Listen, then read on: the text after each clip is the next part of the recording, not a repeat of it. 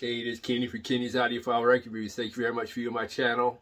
As always, those of you who are new to my channel, please like and subscribe. That'll help me out.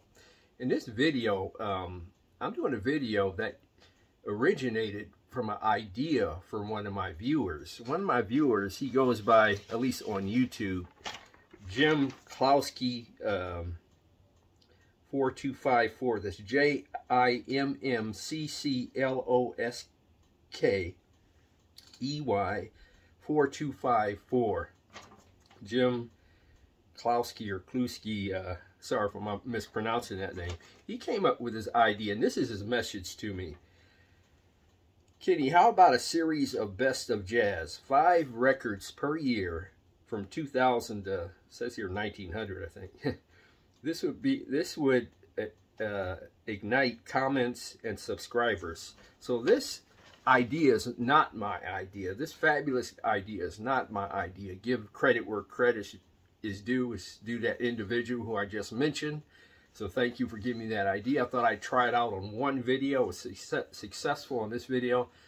I might keep the series going. But in this video, I'm going to give my top 5 jazz albums from 1959. This is just my personal opinion. Like I said, these things vary from person to person, and we all have our personal opinions. Like I always say, what good music sounds like in our interpretation of the art form of jazz. We all have our different views of what good jazz sounds like. It is my opinion. So you can leave your opinion on the top 5 jazz albums from 1959 in the comments section below.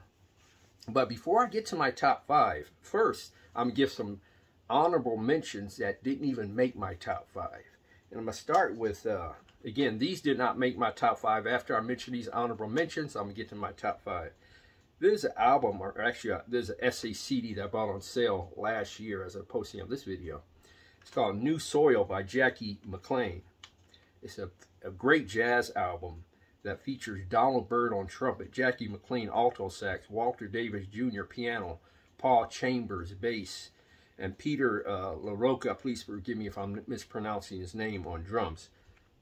A very nice jazz album. You should check it out on YouTube. I bought this on sale last year from Analog Productions. This is an SACD version of the album, and it sounds great. Another one that did not make my top 5, and this is a fabulous jazz vocal group from 1955, Lambert, Hendricks, and Ross. This is a great singing group. Features Dave Lambert on vocals, Eddie Ross vocals, John Hendricks vocals. John Hendricks was probably one of the greatest and most versatile jazz singers of all time. It's hands down. He was just amazing. And also, Dave Lambert, you see him right here, was one of the greatest scat singers of all time. And Annie Lennox was a solid jazz singer. There's no doubt about that. They have a version of Moanin' on here, a jazz version of Moanin' on here, that is a very nice version of Moanin'. This a song called Twisted, I think it is Annie Ross composition. It's called Twisted. You should check that on YouTube. It's called Twisted, a very nice jazz song. And the song Bijou right after that. All 3 songs are back to back. You should check this album out. A fine album by Lambert, Hendricks, and Ross on Columbia Records. You're going to be amazed. This album did not make my top 5. I don't know if I'm going to get some comments on this one. But Time Out by Dave Brubeck, this innovative and popular album from 1959, was not good enough to make my top 5. It's a great album, though, with the smash hit Take 5, and this was a popular hit. This album was a cross-section. It spanned and reached out to many genres, pop music, jazz. Everybody loved this record in 1959. It's a top seller in 1959. It was ahead of its time. It really was. Dave Brubeck, Time Out. Dave Brubeck Quartet. I also have this. I just recently bought this Classic Records version at a thrift store. And this version of the record sounds great. Cost me $6 at a thrift store. Some near mint condition. I have the Analog Productions Acoustic Sounds 45 version of this record. They did a shootout of this of Dave Brubeck's album time out where I use a few digital sources, a few album sources. And this is not part of that shootout because I recently purchased this one probably a month ago. But I'll try and leave that shootout in the description below. Another album that did not make my top 5, and this is a great album from one of the jazz greats, a great free jazz artist, an innovator in the free jazz realm, Ornette Coleman. Tomorrow's a question. But there's no question this is a great album on Ornette Coleman. This album features Ornette Coleman on alto sax, the great Don Cherry on trumpet. Don Cherry's an underrated jazz musician, one of my favorites, as a matter of fact. Red Mitchell on bass on a couple of tunes, Percy Heath on bass, the great Shelly Manne on drums.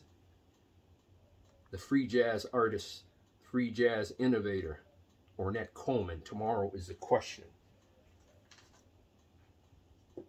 And a very nice, a very great jazz vocalist, an underrated jazz vocalist, and an underrated album for 1959.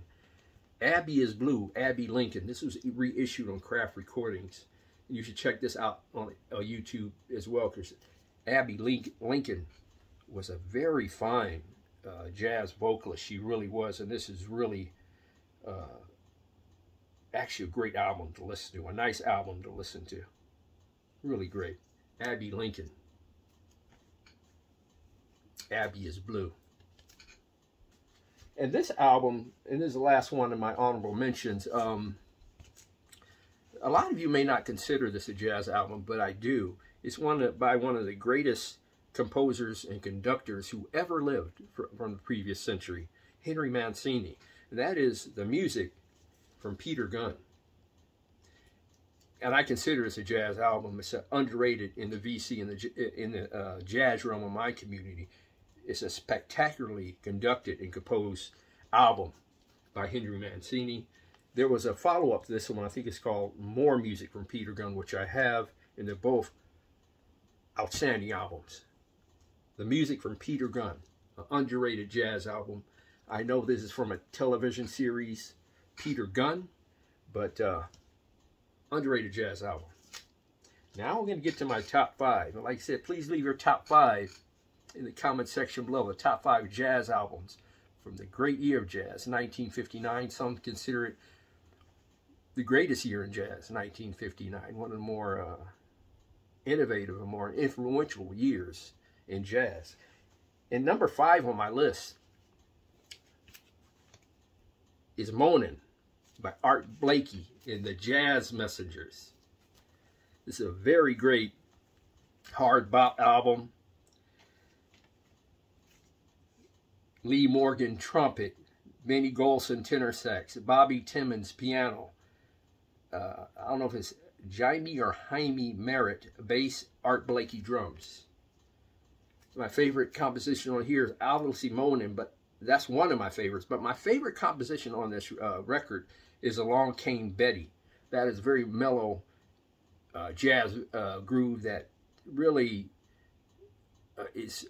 goes in style with any generation. Along Came Betty, and he has like this tremendous performance on this these pieces. This suite is called the Drum Thunder Suite, and he is a dynamic and very dynamic and dramatic drummer on this record, and especially on the Drum Thunder Suite. What a man! God used all his strength, and when he created the drumming talent of Art Blakey. He's one of the greatest jazz drummers, one of the greatest drummers of all time. This is one of the greatest jazz albums of all time. If I were to make a top 5, that's probably a good top for a video, my top 5 jazz drummers, or our top 5 drummers. I think my top 5 drummers definitely will include Art Blakey, Tony Williams, Jack DeJohnette, Lenny White would be on my list, Ginger Baker of Cream. I think the top 2 might be Art Blakey and Tony Williams. It would be a shootout between Art Blakey and Tony Williams. Tony Williams of the Miles Davis Quintet. And he had his own jazz fusion group, Lifetime. But Tony Williams started with the Miles Davis Quintet when he was a teenager. That dude was something else. When I listen to some of the Miles Davis albums with Tony Williams, sometimes I'm just listening for Tony Williams, especially on albums like Miles Smiles. And that brother's just getting down and just laying down the groove and the pace and the heartbeat of all those compositions at the age of a teenager. Tony Williams might be near the top of my list. But coming in fourth, Miles Davis in this orchestral masterpiece under the direction of Gil Evans. Miles Davis, Porgy and Bess, an orchestral masterpiece by Miles Davis. This collaboration with Gil Evans is tremendous. It's fabulous. It's amazing. I mean, this record and Sketches of Spain are just amazing big band orchestral works of art. But this is number 4 on my top 5 albums from 1959. It's Miles Davis, Porgy and Bess's collaboration with the great Gil Evans, who were, I believe they were great friends, and they did some great work together. Number 3. This is a free jazz Picasso of jazz art. Ornette Coleman, The Shape of Jazz to Come. Spectacular. This includes Ornette Coleman, again, the great Don Cherry. Ornette Coleman, alto sax, Don Cherry, cornet, Charlie Hayton, bass, Billy Higgins, drums, the all-star cast in this free jazz extravaganza. Man, when it comes to jazz, I think 2 of my favorite subgenres within jazz are probably free jazz and you know, jazz fusion. But Ornette Coleman, some people are just, they're just light years ahead of their time in terms of, it could be in the field of art, jazz, music, sports. And Ornette Coleman is one of them, and this album is one of them. A free jazz masterpiece by the free jazz master, Ornette Coleman, The Shape of Jazz to Come. And number 2 on my list is this very fine album by Mingus, Charles Mingus, Very solid, very consistent. It is a fantabulous jazz album to listen to. It's Charles Mingus, I think, at his great and at his peak form. This is a SACD that was issued by Mobile Fidelity. I don't have the album of this yet. I have to get it some point, somewhere down the line. Number 2, Charles Mingus, one of the greatest jazz records ever made. I think it's on my top 10. Actually, is on my top 10 jazz albums of all time. Mingus, And number 1 on my list, and this is another album that features an all-star cast. Miles Davis, Kind of Blue. The 1959 jazz masterpiece by Miles Davis. It features Julian Cannonball Adderley, Paul Chambers, Jimmy Cobb, John Coltrane, Bill Evans, and Wynton Kelly. A lot of these musicians on this album went on to become legends in their own right. John Coltrane with his Love Supreme album. Bill Evans, Waltz for Debbie. Julian Cannonball Adderley with his Something Else album. And he also had a great album, an underrated jazz album. I think came out in 1967. He's called the Julian Cannonball Adderley Quintet Live at the Club, and it had that hit song Mercy, Mercy, Mercy, which was a Joe Zawinul composition. Joe Zawinul being his piano player. And Joe Zawinul went on to be a leader in the co-founder in the group Weather Report. That is one of the greatest, if not the greatest, jazz fusion bands of all time. But Miles Davis, Kind of Blue, number 1 on my albums from 1959. Number 1 on my jazz albums from 1959. It was pretty cool putting this list together. Thank you for the individual who made the suggestion. Like I said, it's Jim Klowski 4254. Hope I got that right. But thank you for the suggestion. Please leave your top 5 jazz albums from 1959. in the comments section below. That would be pretty interesting to read those. Give your opinion on my top 5. Appreciate that. Thank you very much for viewing my video. I really appreciate that. For those who haven't liked and subscribed, please do so. That'll help my small channel out. Thank you for viewing. God bless, strong love, and keep the peace worldwide.